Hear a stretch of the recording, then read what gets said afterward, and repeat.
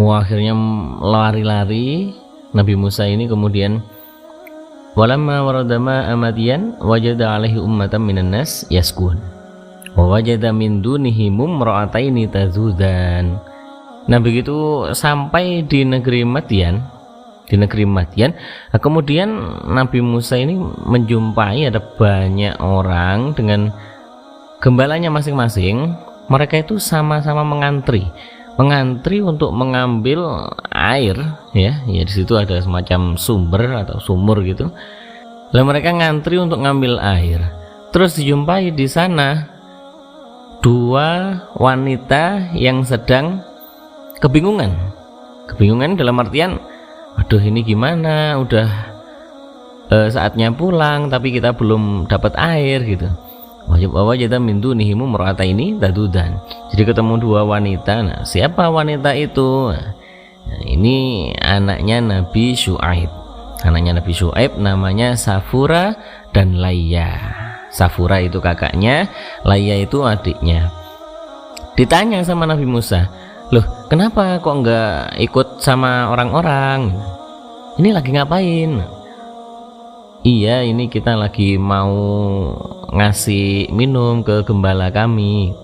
Nah, cuman kita bingung, ini ngantri semua orang-orang, sedangkan ayah kami, aslinya ayah kami, biasanya itu ayah kami, cuman ini ayah kami sudah sepuh, sudah nggak kuat lagi. Nah, sedangkan kami wanita, nggak mungkin dong kita mau berdesak-desaan, kita nggak kuat pertama, terus kemudian kita ini wanita dan sedangkan mereka itu banyaknya mayoritasnya laki-laki, kan nggak mungkin juga kita untuk muzahamah berdesaan dengan aqwiya, dengan orang-orang kuat yaitu laki-laki. Itu kata Safura dan Layya. Nah, kemudian Nabi Musa, ya sudah sini ayo ikut aku. Kemudian di situ ada sebuah batu, ya. Batu ini sangat besar sekali. Sama Nabi Musa kemudian diangkat, ya, dipukul tongkatnya, kemudian di situ keluar sumber air. Nah, begitu keluar, udah ini kamu ambil ya, ini silakan diambil, kemudian segera untuk gembala kalian dan segera pulang. Tuh, nah, setelah selesai kemudian sudah mereka mendapatkan air untuk gembala mereka, kemudian disuruh pulang. Nabi Musa tahtas syajarah. Nabi Musa kemudian beristirahat di bawah rindangnya pohon. Beristirahat itu ya, faqala rabbi inni lima anzalta ilayya min khairin faqir. Nabi Musa sambil, ya Allah, apa enggak ada makanan ini untuk saya?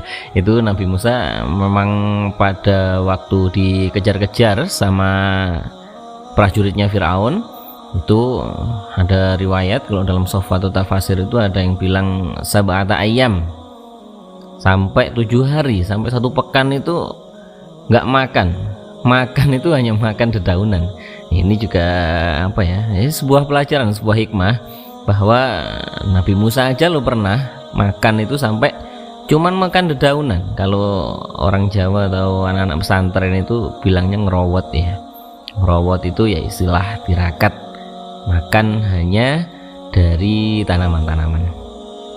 Nah, kemudian setelah itu Nabi doa, tiba-tiba kemudian didatangin lagi. Habis Safura dan Layya itu pulang menemui ayahnya, terus kemudian cerita kan, alhamdulillah ini tadi dibantu sama orang gini. Nah, itu terus kemudian, loh siapa itu, suruh kesini. Mau diberi sesuatu sama ayahnya, yaitu Nabi Syuaib, mau dikasih hadiah karena sudah menolong mereka. Nah, kemudian udah kamu panggil lagi orang itu, suruh kesini ya, itu kata Nabi Syuaib. Kemudian mereka bergegas, mereka menemui Nabi Musa kembali, kemudian bilang kepada Nabi Musa sambil malu-malu, bilang ini dipanggil sama ayah, itu dipanggil sama Abi, dipanggil sama Buya, pokoknya itulah. Kemudian Nabi Musa, loh ngapain? Iya, katanya mau diberi balasan, mau dikasih sesuatu karena tadi udah nolong kita. Loh, nggak usah, nggak usah. Kita itu ya sudah, ini pekerjaan kami. Kami memang udah terbiasa menolong seperti ini. Sudah, ini murni ikhlas. Tuh Nabi Musa. Tapi ini dipanggil sama ayah kami ya.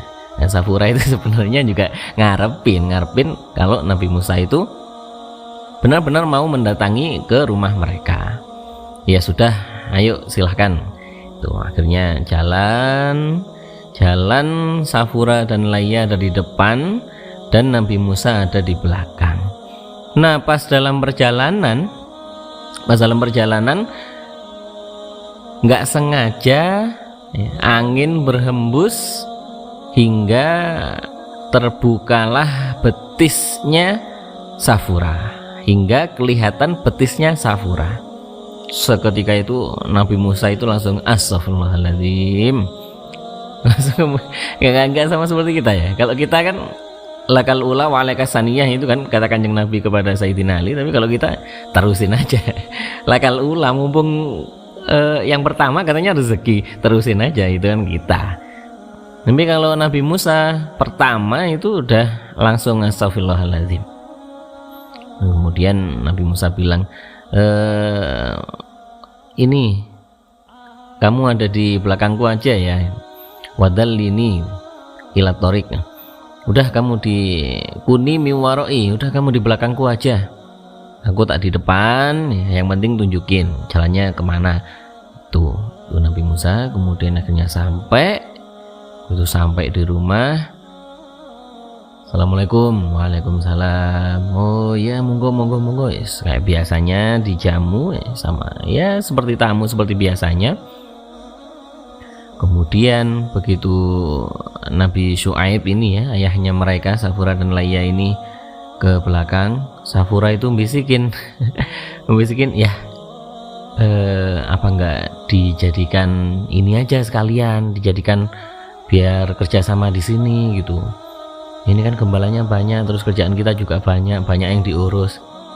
Itu loh orangnya bisa dipercaya kok. Loh, kamu kok tahu kalau bisa dipercaya gitu? Loh iya, pokoknya wis perfect. Orang itu perfect. Itu kata Safura. Nah, kata Safura seperti itu, kemudian ayahnya ini sudah paham. Sudah dapat sinyalnya dari anaknya ini. Oh, ternyata anakku demen nih kayaknya.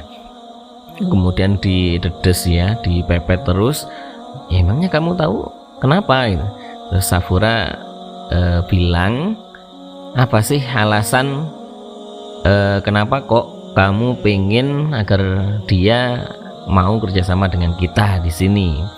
Itu kan yang ditanyakan sama Nabi Syuaib, sama ayahnya mereka. Nah kemudian Safura ini jelasin, oh iya, dia itu pertama dia bisa loh ya ngangkat batu yang aslinya batu itu besar sekali dan nggak mungkin diangkat kalau nggak oleh 10 orang pria, orang lelaki. Kalau nggak 10 laki itu nggak bisa loh ya, tapi dia bisa. Itu kata Safura. Terus kemudian kata Safura lagi, nah, dia itu ikhlas loh, aslinya nggak mau. Tadi itu pas aku panggil, katanya suruh panggil ayahku gitu, mau dikasih sesuatu itu nggak mau. Ya, itu kan nunjukin ikhlas ya. Itu kata Safura. Terus kemudian yang ketiga, tadi itu waduh gimana ya, ahlim pokoknya dia itu, kata Safura. Loh, ahlim apanya? Iya, tadi itu pas kita lagi jalan, terus kemudian tiba-tiba ini ya, apa ya, dulu itu ya semacam rok gitulah ya, rok aku itu kebuka dikit, kelihatan betisku dikit. Nah itu dia langsung nggak mau untuk nerusin di belakangku. Akhirnya aku disuruh di belakangnya dia. Itu kan alim ya. Oh, paham akhirnya. Akhirnya Nabi Syuaib paham, ya sudah, ini uridu an unkihaka ihdab natayya. Nah, kemudian di situ ya sudah, akhirnya Nabi Syuaib itu sekaligus langsung bilang, kamu mau nggak di sini ini loh, kita ada sesuatu yang bisa diurus. Sebagai balasannya, aslinya saya pengen berkehendak untuk menikahkan Anda dengan putri kami, dengan salah satu putri kami, tapi ada syaratnya. Nah, itu kemudian ya sudah, akhirnya Nabi Musa menerima syarat itu. Ya sudah, gimana ini, udah nggak apa-apa, sekalian aku juga punya kehidupan baru setelah dikejar-kejar prajurit Firaun itu ya. Ya sudah, akhirnya Nabi Musa get a Safura. Allahu a'lam bishawab.